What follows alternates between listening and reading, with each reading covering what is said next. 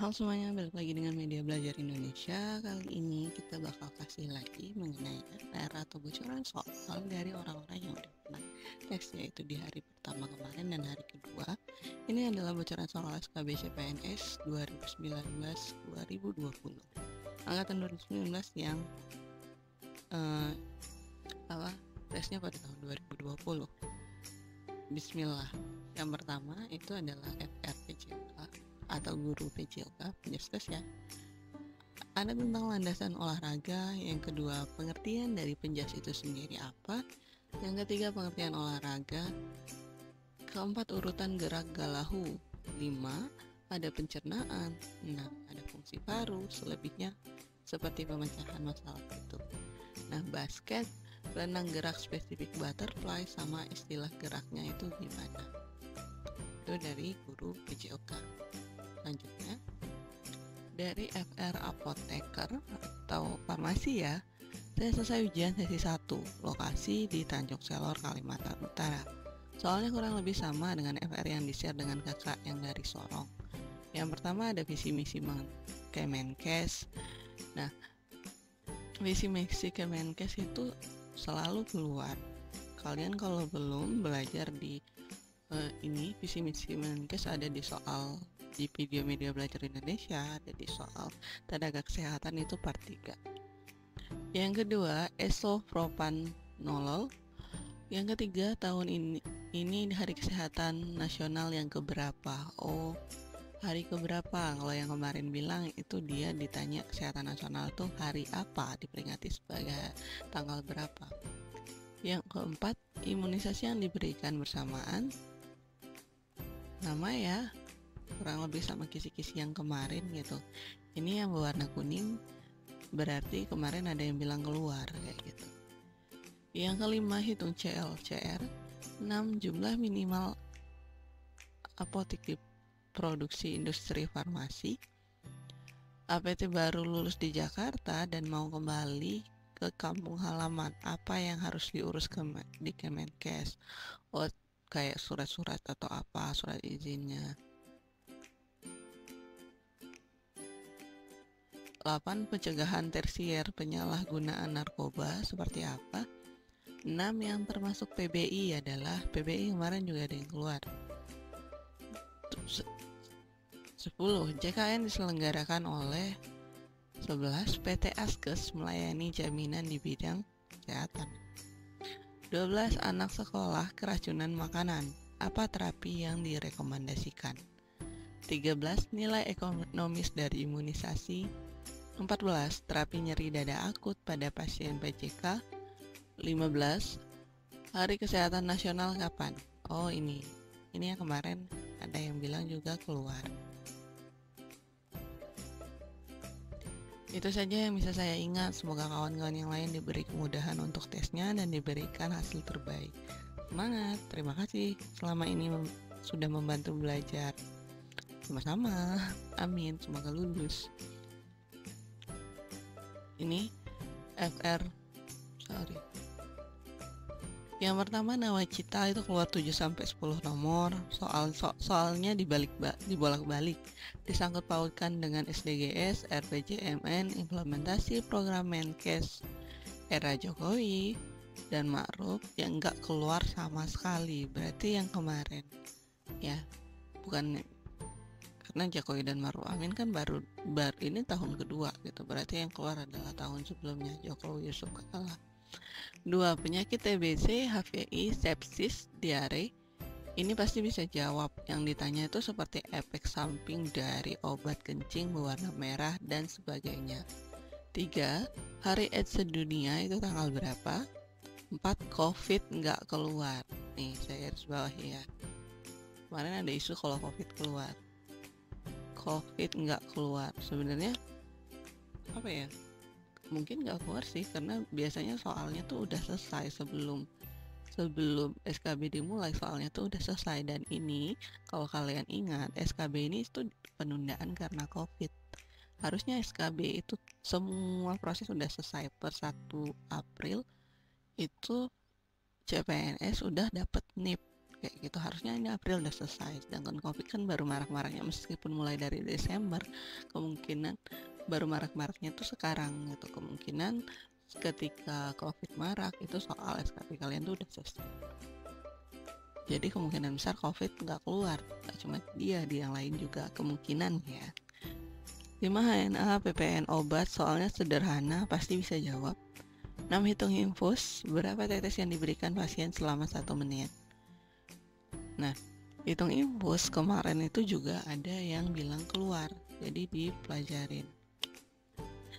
7, yang ditanya pasal-pasal berapa yang terkait kebetulan dapat yang tema aborsi. 8, pasal berapa di Undang-Undang 36 tahun 2014 yang berkaitan tentang konsil kesehatan.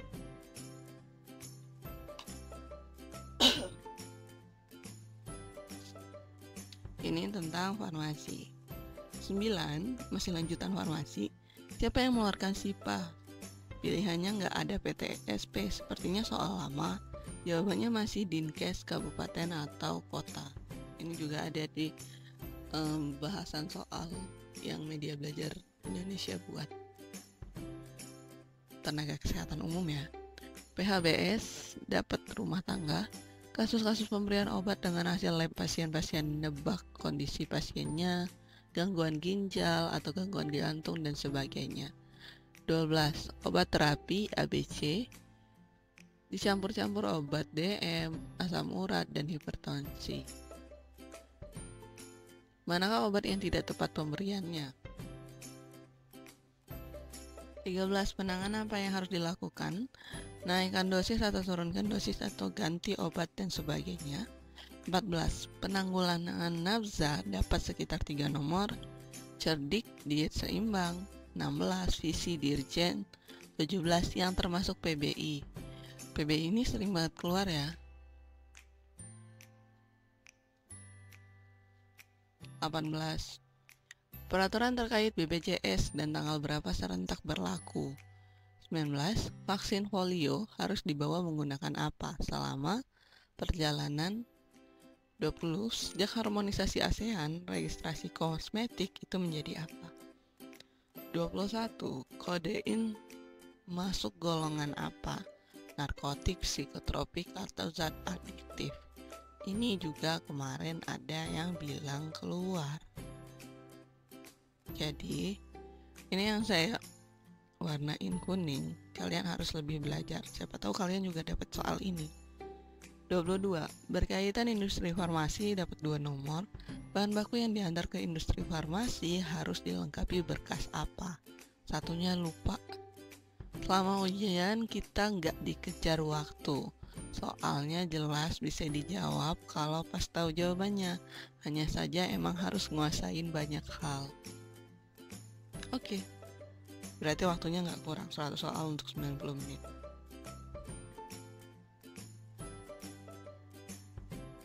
Ini untuk kesehatan umum, dia sore tesnya di pemerintah kabupaten ya, karena Kemenkes kan, karena kesehatan umum kan ada yang di Kemenkes, ada yang di pemerintah kabupaten dan kota. Yang satu visi Kemenkes, lagi-lagi visi Kemenkes keluar ya. Belajar di soal di media belajar Indonesia itu ada, sekali lagi saya ingetin, ada visi misi Kemenkes di latihan soal part 3 tentang tenaga kesehatan umum. 2. Salah satu dari misi Kemenkes, misi juga ada. 3. Bagaimana tanggapan dan perlakuan kita terhadap remaja yang salah menggunakan nafza, narkotika ya. Ini soalnya ada aspek pandangan individu dan ada aspek pandangan ruang lingkup. Kurang lebih 3 soal, ini lebih menurut pandangan kita pribadi. Oh, berarti ada studi kasus. Dapat 3 soal, kalau benar 3 aja udah benar 15. 4. Poin kelima dalam nawacita. 5. Puskesmas, fungsi dan tujuan puskesmas dalam kecamatan. Kurang lebih ada 3 soal. 6. Tujuan utama keseriusan pemerintah dalam kasus SDGs untuk mengatasi apa? Kurang lebih ada 3 soal seputaran SDGs. 7. Pasal aborsi. 8. Pasal nomor 24 dalam Undang-Undang Dasar Kesehatan menjelaskan tentang apa? 9. Tanggal 15 Oktober memperingati hari apa? 10. Kisaran tahapan pengawasan mutu obat sampai ke produksi obat. Banyak nih. 11. Swamedifikasi dan efek samping dari penggunaan obat tersebut. 12. Obat yang berpotensi mempengaruhi ASI itu yang mana? Pilihannya semua obat mah, tapi pilihlah yang tepat. Oh gitu. 13. Rumah sakit klinis dari pemberian sampai pengawasan pemberian obat ke ruang pasien. 14. Pemberian vaksin pada anak umur 2 bulan yang bisa bersamaan. 15. KB. Keuntungan program KB dalam lingkup keluarga itu apa? 16. Manfaat pemberian vaksin pada jangka panjang kepada anak. 17. Farmasi dasar kayak VIO dan screening resep. 18. Penggunaan dan aturan pemakaian antibiotik. 19. Perhitungan HNA. 20. Singkatan nama jual PBF dan apotik. 21. Undang-Undang Dasar CKN lagi. 22. Penggolongan obat berdasarkan masa berlaku, FIFO. Ini juga ya, kemarin ada yang bilang penggolongan obat. Kalau ini jawabannya terkesan menjebak, jadi lebih teliti lagi dalam menelaah pertanyaan dan jawabannya. Oh, temannya udah ngasih rinci lagi. Ada 22 soal. Berarti kurang 78 soal. Dari sini aja kalian bisa dapat gambaran soalnya seperti apa. Selanjutnya adalah ahli teknologi laboratorium medis atau ATLM. Soal pertama, waktu inokulasi untuk pemeriksaan spora berapa lama? 2. Waktu pemeriksaan feses yang baik. 3. Syarat biopsi jaringan. 4. Cara pengambilan LCS. 5. Tabung merah otek untuk apa? 6. Tabung untuk hemostasis itu warna apa? 7. Tabung untuk periksa gula itu warna apa? 8. Media untuk Staphylococcus. 9. Cara pengambilan sampel untuk Enterobius vermicularis. 10. Jika dahak tidak BA langsung diperiksa apa yang dilakukan. Selanjutnya ada 11. Cara pemusnahan media biakan. 12. Cara pemusnahan sampel serum. 13. Media transport LCS. 14. Media transport untuk biopsi. 15. Jika hemostasis dibekukan, bagaimana cara sebelum diperiksa lagi? 16. Media yang punya susunan kimia untuk membedakan genus tertentu. 17. Larutan pengawet untuk feses yang punya fungsi sebagai larutan fiksatif. Apa? 18. Larutan disinfektan yang tidak efektif bagi alat gelas. 19. Larutan disinfektan yang tidak efektif bagi bakteri apa? Dan 20. Sputum disentrifug untuk periksa apa? Dan lanjutannya 21. Kultur tifus sebaiknya dilakukan pada kultur gal terbaik menggunakan sampel apa? 23. Syarat pemeriksaan hemostasis dilakukan pada pasien apa? 24. Apa saja yang mempengaruhi hemostasis? 25. Larutan yang berfungsi mempertahankan jumlah sel pada sampel cairan tubuh. 26. Perbandingan citrat dan darah. 27. LED Westergreen menggunakan sampel apa? 28. Pembendungan metode IV pada tekanan. 29. Bagaimana yang ditusuk pada metode IV. 30. Waktu terbaik untuk mengeluarkan sampel urin. 13. Cara pengeluaran urin untuk kultur. 32. Cara pengambilan darah setelah dioles alkohol 70%, selanjutnya bagaimana? 33.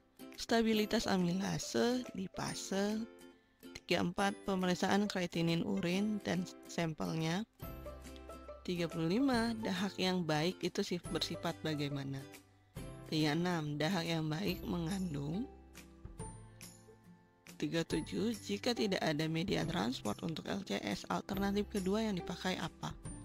38. Stabilitas suap tenggorokan. 39. Syarat wadah PX mikrobiologi itu apa? Masih ada lanjutannya ya. Ini banyak. 40. Pasien keluhan ISK, vagina mengeluarkan getah, nyeri pada perut. Kuman X tersebut dapat menyebabkan kemandulan. Apakah sifat kuman tersebut? 41. Kasus nomor 41. Jenis virulensinya pada apa? Flagel, villi, dinding selnya. 42. Bakteri ini pada tanah tidak inaktif. Jika dibiarkan pada media agar darah koloni, ciri khasnya bagaimana? 43. Prosedur rektal swab. 44. Pemasangan tourniquet sebaiknya bagaimana? 45. Sampel untuk elephantiasis. 46. Pengertian fakultainer. 47. Cara pemusnahan sampel dahak. 48. Sampel LCS dikirim dalam media. 49. Sampel terbaik kandidiasis sistemik. 50. Media transport swab tenggorok. Udah setengah nih, udah 50%. Sedikit share dari saya tahun lalu sampai di SKB Kemenkes Sulawesi Utara. Tesnya seperti yang dibilang di atas untuk CAT 100 nomor. Selanjutnya,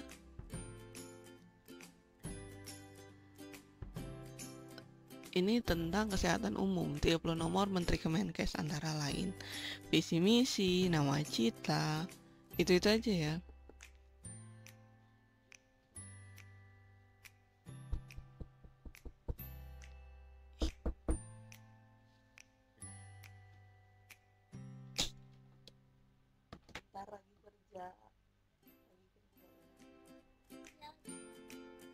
Tapi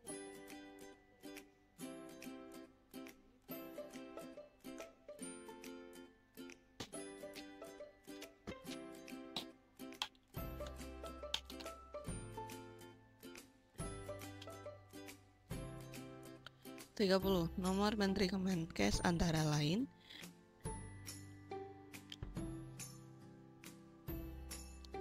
visi misi nawacita yang mengarah ke kesehatan, MDGs, gerakan cuci tangan urutannya seperti apa, kemarin juga ada yang keluar tentang ini, undang-undang kesehatan, BPJS kesehatan, kalau BPJS juga keluar ya yang lain.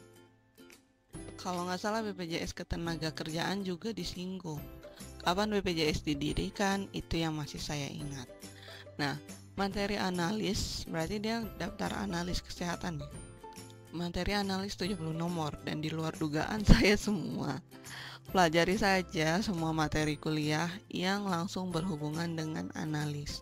Sampling, urutan tabung, fakultainer, enrichment media untuk bakteri tertentu, contohnya S. aureus, hidup di media apa? Media transport untuk swab, media transport yang plus enrichment. Ini rada-rada lupa, mungkin nggak ada ya transport yang sekalian enrichment, atau saya yang nggak lupa. Banyak belajar bakteriologi, tentang bakteriologi untuk analis kesehatan. Terus materi kimia klinik, contohnya pemeriksaan CK itu termasuk kinetik atau endpoint, suhu inkubasi, panjang gelombang, kriteria pemeriksaan yang perlu puasa atau enggak, edukasi pasien, kriteria sputum yang baik untuk TB seperti apa, pewarnaan, media untuk menumbuhkan M. tuberculosis, dan lain-lain. Itu yang masih saya ingat. Tahun lalu saya kalah poin karena materi yang keluar tentang bakteriologi banyak, dan saya kerja di lab klinik.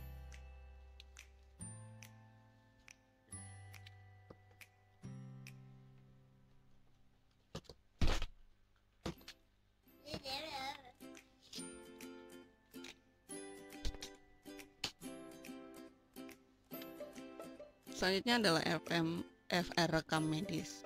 Kesehatan umum, Undang-Undang Badan Penyelenggara Jaminan, Undang-Undang Sistem Penyelenggaraan Jaminan. SDGs ada 3 soal lebih, aku benar-benar nggak paham.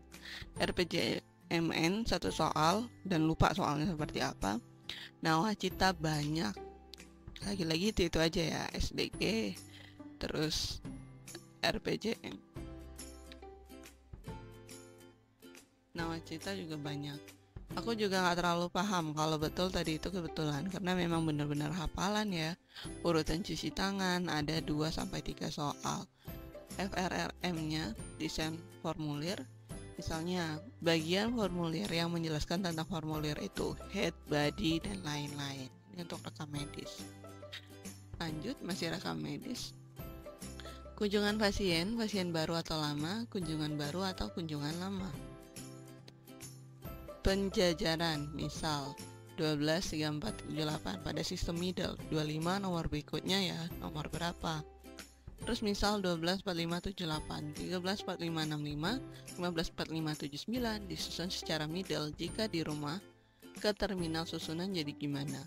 Terus jika nomor 14, 57, 17 diberi warna, maka menggunakan warna apa? Penyimpanan RM kasus mata, berapa tahun rajal, beberapa tahun ranap. Kodifikasi hanya blok saja. Mungkin nanti teman-teman yang lain bisa share lagi. Semangat! FRTTK Farmasi Fenkap, pemerintah kabupaten, dia datar farmasi tapi di kabupaten. Kalau ada 2 macam, 1 soal tanpa hitungan, 80 soal kalau ada hitungan. Gimana sih? Visi misi Kemenkes Nawacita, hitung faktor tetes infusan, hitung HCA, hitung harga resep, SGDS kesehatan, pasal aborsi, pasal BPJS, keluar lagi ya, BPJS keluar, ada yang aborsi juga bilang keluar, jadi dipelajarin aja, pelajarin terus. SGDS ke-6 itu apa, dan emulsi. Ada suspensi, ada krim, LPIPO, hitung stok setahun, puskesmas, cerdik juga tadi ada yang bilang keluar. Tahap rehab narkoba keluar lagi, signatur AC sebelum makan, harga obat kalau beli 4 hari berapa. Oh, ini suruh ngitung berarti. Produksi di industri diawasi siapa, kemasan primer sekunder itu bagaimana, manakah yang merupakan emulsi gitu deh. Menurut Farmakop, krim adalah apa? Ini untuk farmasi. Farmasi lagi, hampir sama ya. Saya baca cepat aja. Visi misi Kemenkes sesuai visi misi sesuai Undang-Undang Nomor 36. Visi misi Dirjen Kefarmasian kalau nggak salah. Dia juga ingat gak lupa. Aspek fundamental SDGs keluar lagi. Kesetaraan gender masuk SDGs ke berapa? RPJMN 2015 sampai 2019 masuk ke dalam suatu sistem yang besar. Sistem apa itu? 7. Cakupan RPJMN 2015-2019 kalau nggak salah satu opsinya ada aseptor KB. 8. Tujuan KB secara umum, KB juga keluar. 9. Imunisasi pada anak usia sekolah. Ada pilihan DT dan campak. 10. Imunisasi yang bisa diberikan bersamaan. Pilihannya ada HB, influenza, DT, dan polio. Lanjut, 11. Cerdik untuk apa? Ada pilihan mencegah PTM. Cerdik keluar ya, 3 kali nih ada yang bilang keluar. Salah satu upaya cerdik, ada pilihan istirahat cukup. 13. Pencegahan narkoba di dalam keluarga bagaimana? Ada pilihan mendapatkan cinta kasih dalam keluarga. 14. Pengaruh narkoba jangka panjang. Ada pilihan antisosial dan asusila. Yang bukan merupakan ciri-ciri pecandu narkoba itu seperti apa? Selanjutnya adalah FR Epidemiologi September tanggal 2. Jadi salah satu teman saya Epid SKB di Manado. Pas tanya-tanya yang keluar itu tentang PTM dan PM, tentang parasit berkaitan dengan vektor nyamuk, tentang undang-undang kesehatan, pasal tentang etika dan kode etik kesehatan. BPJS ada 3 nomor, visi misi Kemenkes, Contoh kasus dan tindakan yang harus dilakukan seperti apa? Tidak ada soal perhitungan satupun, kebanyakan soal tentang SKM umum. Lagi-lagi ini aja ya. Oke, ya sekian, terima kasih. Assalamualaikum.